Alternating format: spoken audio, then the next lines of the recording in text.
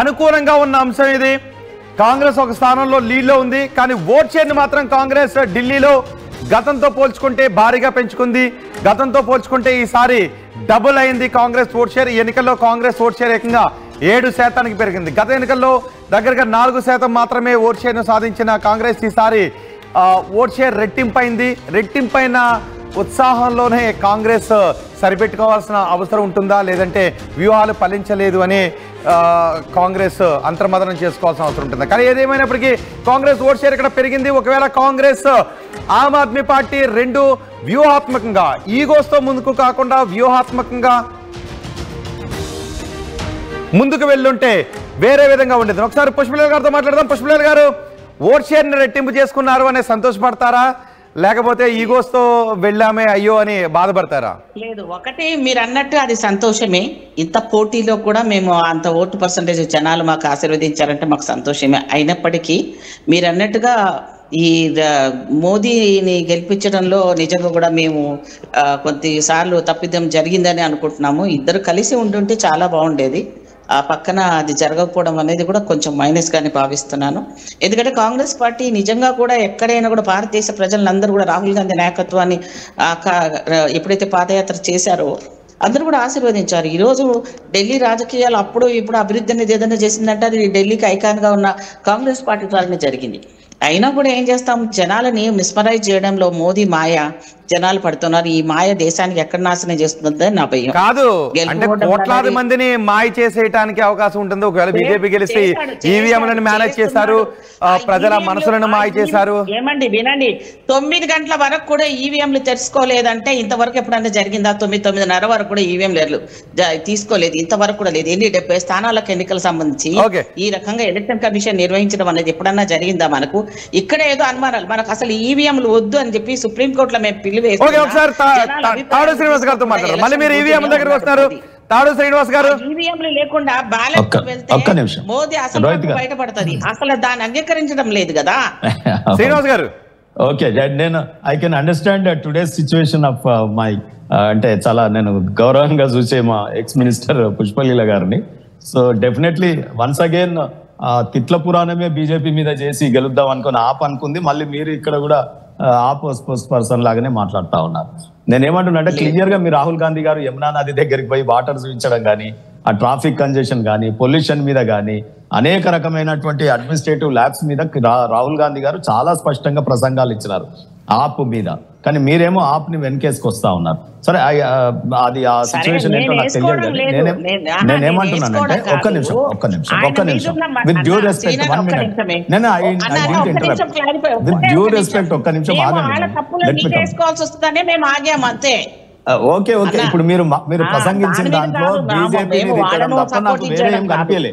ఒక్క నిమిషం, నేనేమంటున్నా అంటే నేను ఇంతకుముందే చెప్పిన ఢిల్లీ వీధులలో తిట్ల పురాణం పట్టుకొని తిరిగినటువంటి ఆప్ అదొక్కటే తప్ప తను చేసిన పనులు ఎక్కడ కూడా ఉటంకించలేదు. బీజేపీ ఈసారి మేము ఏం చేసినామంటే ప్రజలకు ఢిల్లీ సిచ్యువేషన్ 10 ఏళ్ల పరిపాలన తర్వాత ఏమైంది, మేము ఏమేం చేసినాం, మెట్రో ట్రైన్స్ ఏ రకంగా మేము పెంచినాం, ఇవాళ 60 లక్షల జనాభాని ట్రాన్స్పోర్టేషన్ చేసే విధంగా చాలా స్మూత్ వేలో చేసినాం. ఎందుకంటే రోడ్ల మీద ట్రాఫిక్ కంజెషన్ చూసినాం. 400 కోట్ల బడ్జెట్ ఎత్తుకున్నాం. డ్రింకింగ్ వాటర్ కూడా చాలా చక్కగా ఇచ్చేటట్టు మేమిస్తే ఆయన పేర్లు చెప్పుకోవడం, ఆయన చేసిందల్లా మెట్రో పిల్లర్స్ కి కానీ, ఆ హోర్డింగ్స్ కానీ అడ్వర్టైజ్ చేసుకోవడం, కోట్లాది రూపాయల ధనం అడ్వర్టైజ్ కు వెచ్చించడం వల్ల సేమ్ యాజ్. ఇంకోటి రెండోది ఏంటంటే రోహిత్ గారు, నా విశ్లేషణ ఆప్ ఎందుకు కింద మీద అయిందంటే ఈ దేశంలోని ప్రాంతీయ పార్టీలు ఒక్కొక్కటిగా కన్మరుగు అవుతా ఉన్నాయి. ఎందుకు కన్మరుగు అవుతా ఉన్నాయి అంటే అవి ఏర్పడ్డటువంటి మౌలిక సిద్ధాంతం నుంచి పక్కకు తగులుతా ఉన్నాయి. అంటే తన పుట్టుకను తానే ప్రశ్నించే విధంగా వ్యవహారం చేసి అంటే ఇక్కడ మీ ప్రతిపక్షాల వ్యూహాత్మక తప్పిదమా, లేకపోతే బీజేపీ మీద అపారమైన ప్రేమ ప్రజల్లో పెరిగిందా? ఇంకొకటి కూడా వినిపిస్తోంది, ఢిల్లీలో మౌలిక సదుపాయాల కల్పన విషయంలో కేంద్రం నుంచి సరైన సహాయం రావడం లేదు. కాబట్టి ఇప్పుడు కేంద్రంలో మళ్ళీ బీజేపీ అధికారంలో ఉంది. ఒకవేళ మళ్ళీ బీజేపీ అక్కడ ప్రాంతీయ పార్టీని అధికారంలోకి తీసుకొస్తే ఢిల్లీలో మౌలిక సదుపాయాల కల్పన ఆగిపోతుందేమో అనే భయంతో కూడా బీజేపీకి కొంతమంది ప్రజలు మొగ్గు చూపారు అనే చర్చ కూడా జరుగుతోంది. అది ఏంటంటే ఢిల్లీ ఆప్ కేజ్రీవాల్ నోట ఒక నది ప్రవహిస్తూ ఉంటది. అది అబద్ధాలతో కూడినటువంటి నదీ ప్రవాహం. సో అబద్ధాలు తప్ప వారు ఏం మాట్లాడారు, వారు ఆ ట్రాప్ లో మీరు పడకండి రోహిత్ గారు. నేనేమంటున్నానంటే ఇక్కడ ఢిల్లీ ఏ రకంగా పరిస్థితి ఉందంటే, వింటర్ వస్తేనేమో అది సైబీరియా అయిపోతుంది, హాట్ సమ్మర్ వస్తేనేమో సహారా ఎడారి లాగా మారిపోతుంది. సో ఈ రకమైనటువంటి పరిస్థితులలో ఢిల్లీ ఉంది. ఇవాళ కేంద్రం ఆదుకోకపోతే ఆ పరిస్థితి ఉండేదే కాదు. ఇంతకుముందు నేను రాజకీయంగా ఒక విశ్లేషణ చేయదలుచుకున్నా. ఈ దేశంలోని ప్రాంతీయ పార్టీ, అది ఇప్పుడు బీఆర్ఎస్ పార్టీ ఉంది, దేనికి పుట్టింది? టీఆర్ఎస్ పార్టీ పేరుతో తెలంగాణ కోసం పుట్టింది, తన పేరుని తానే మార్చుకుంది బీఆర్ఎస్ గా. కొన్ని పార్టీలు కొన్ని సిచ్యువేషన్స్ బట్టి పుట్టుకొస్తాయి. తెలుగుదేశం ఇప్పుడు భాషా ప్రాతిపదికన తెలుగువాడి ఆత్మగౌరవం మీద పుట్టుకొచ్చింది. సో అనేక పార్టీలు ఈ దేశంలో అలా మౌలిక సిద్ధాంతం మీద పుట్టుకొచ్చినటువంటి తానికి తిలోదకాలు ఇచ్చింది. ఉదాహరణకి ఫిగర్సే చూద్దాం, శ్రీనివాస్ గారు ఫిగర్సే చూద్దాం. కాంగ్రెస్ పార్టీ తన ఓట్ షేర్ ను డబుల్ చేసుకుంది. కాంగ్రెస్ పార్టీ ఓట్ షేర్ ను, Aam Aadmi party vote share ను రెండు కలిపితే మీరు సాధించిన ఓట్ షేర్ ను దాటుకుని వెళ్తున్నాయి. సో వాళ్ళు వ్యూహాత్మకంగా ముందుకు వెళ్ళుండుంటే ఢిల్లీలో ఫలితాలు వేరే విధంగా ఉండేవి. మీరు చదివిన గణిత శాస్త్రం వేరుంటుంది, పొలిటికల్ గణితంలో మీరు ఆ రకంగా ఉండదు. 1+1 2 చెయ్యలేం మనం. నేనేమంటున్నానంటే దీని వేరే ఉంటుంది లెక్కలన్నీ కూడా. పాలిటిక్స్ లో ఆప్ను వద్దనుకున్నది వాస్తవం. ఆప్ను వద్దనుకున్నప్పుడు వారికి ఆల్టర్నేటివ్ గా బీజేపీ కేంద్రంలో ఉంది, ఇక్కడ కూడా ఉంది. డబుల్ ఇంజిన్ సర్కార్ మోడల్లో మనం కొన్ని పనులు ఇంకా చేయాల్సినవి ఉన్నాయి. ఇవాళ అనేక హైవేలు, ఇప్పుడు బాంబేకి హైవే నిర్మాణం చేస్తా ఉన్నాం, మెట్రో కొత్త స్టేషన్ల నిర్మాణం జరుగుతూ ఉంది, ఉన్న రైల్వే స్టేషన్లు అన్ని ఇంటర్నేషనల్ ఎయిర్పోర్ట్ స్థాయిలో డెవలప్ చేస్తూ ఉన్నాం. ఇవన్నీ ప్రోగ్రెస్. యమునా నదిని క్లీనింగ్ మీద భుజాన్ని ఎత్తుకున్నాం. ఇవన్నిటి మీద బీజేపీ మీద భరోసా ప్రజలకు కలిగింది కాబట్టి చేసినారు. అవినీతి వ్యతిరేకంగా బీజేపీ మీద అపారమైన భరోసా పెరిగింది. పుష్పలేల్ గారు అంగీకరిస్తారా? ఏం భరోసా అండి? యమునా దగ్గర గురించి పుష్పలీల గారికి భరోసా కలిగింది అనలే, ఢిల్లీ ప్రజలకు కలిగిందన్న. వారు రోహిత్ గారు మనకు పంచాయతీ పెడతా ఉన్నారు.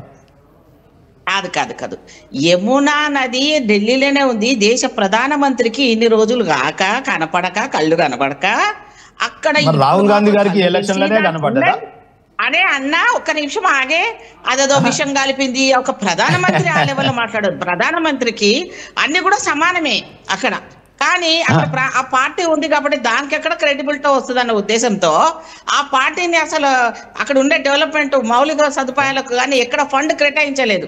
ఎవరండి అవన్నీ కూడా ఫ్లైట్లు, విమానాశ్రయాలు, నేషనల్ హైవేస్ చూస్తారా?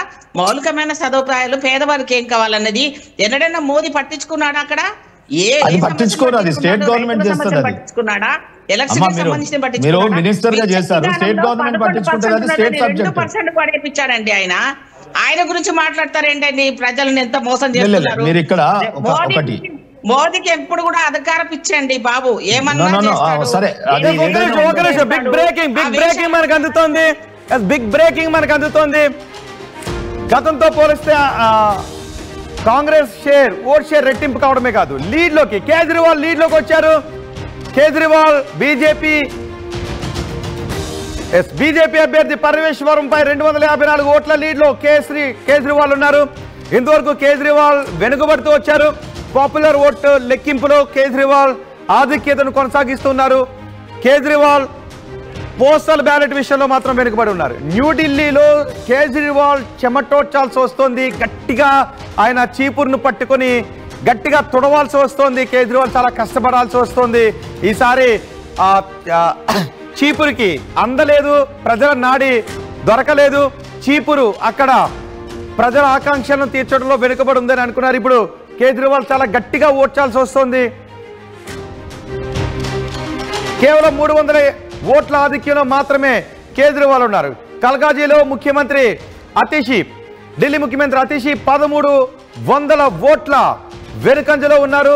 మనీష్ సిసోడియా కూడా మరోసారి వెనుకంజలో ఉన్నారు. మనీష్ సిసోడియా జంగ్పురా నుంచి ఆయన పోటీ చేశారు.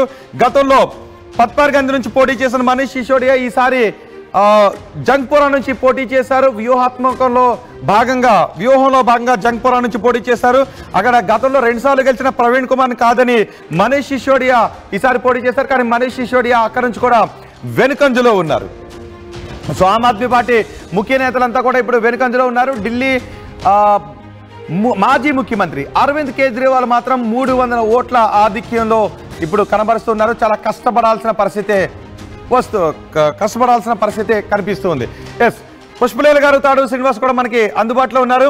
పుష్పలీల గారు, తాడు శ్రీనివాస్ గారు, దేశంలో కాంగ్రెస్ పరిస్థితి ఏంటి? కాదండి, శ్రీనివాస్ అన్న ఎంత చెప్పినా ఎన్ని చేసినా ఈ భారతదేశానికి మోదీ ప్రధానమంత్రిగా ఉన్న ఇస్ బార్ 400 పార్ అన్న ఎంత తగ్గిపోయిందో ఒకసారి దానికి సమాధానం చెప్పమనండి.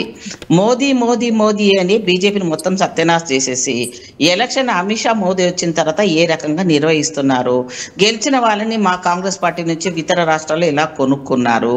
ఇప్పుడు కూడా వీళ్ళని కూడా కొనుక్కుంటామని ఆఫర్లు ఇచ్చారు. కేజ్రీవాల్ గవర్నమెంట్ లో తీసుకుంటాము, కేజ్రీవాల్ మనుషులను, ఎమ్మెల్యేలను, వాళ్ళని వీళ్ళను మీ పార్టీ నేతలు అమ్ముడిపోతారని ప్రజలు ఓట్లేదా చూపిస్తున్నారండి. కాదు, ఓకే, అది కాదు, ప్రజలు ఎందుకు ఓట్లేదు అంటే మా పార్టీ నేతల్ని కొనుగోలు చేసే ప్రయత్నం చేస్తారని మీరు అంటున్నారు. సో మీ పార్టీ నేతలు ఎలాగ అమ్ముడిపోతారు అనే ఉద్దేశంతో ఓట్లు వేయలేదు అనుకుంటున్నారా? కాదు, అమ్ముడుపోవడం కాదు, కొనుక్కోవడానికి ముందు నుంచే పోయి మా మ్యాచ్ ఫిక్సింగ్ చేస్తే దొంగ రాజకీయాలు ప్రజాస్వామ్యాన్ని కూల్ చేసే దొంగలుగా వీళ్ళు మిగిలిపోయారు. ఎన్ని రాష్ట్రాల్లో చూడలేదు మీరు? అదెందుకు అడగరు?